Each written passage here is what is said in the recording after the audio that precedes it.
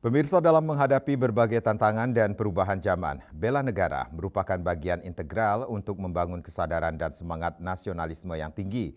Dalam mengisi Hari Kemerdekaan Republik Indonesia, sangat penting dilakukan pemantapan dasar bela negara.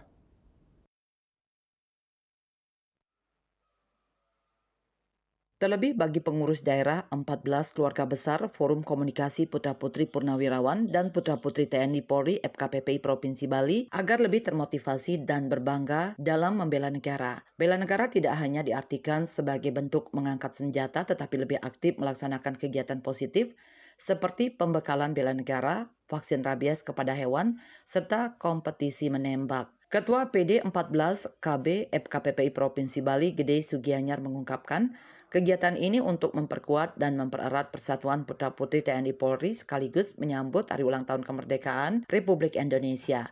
Sebagai putra-putri TNI Polri sudah seharusnya memiliki jiwa bersatu dalam bela negara. Ini dalam rangka kegiatan bersama untuk memperkuat dan mempererat anak-anak TNI Polri ya. Inilah sambil menyongsong 17 Agustus otomatis kita harus melakukan kegiatan walaupun sebenarnya sebelumnya sudah secara rutin kita lakukan. Ya kita kalau dalam hal ini ya karena kita adalah putra-putri dari TNI Polri, otomatis ya luar biasa kita menyambut untuk bela negara itu pasti kita merasa sudah sebagai anak bangsa harus punya kemampuan dan keinginan untuk bersatu.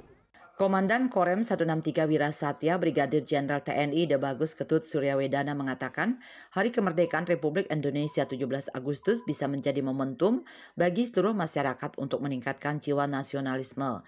Korem 163 Wirasatya juga mendorong setiap kodim untuk membentuk Desa Pancasila sebagai bentuk meningkatkan toleransi dari tingkat desa. Korem mendorong setiap kodim harus membentuk suatu desa yang memang memperkuat, yaitu Desa Pancasila namanya. Bagaimana toleransi yang harus dibentuk di sana. Bagaimana saling menjaga masyarakat yang mungkin berbeda dalam ideologi untuk bisa melaksanakan kegiatannya dengan tenang. Andika Bali TV.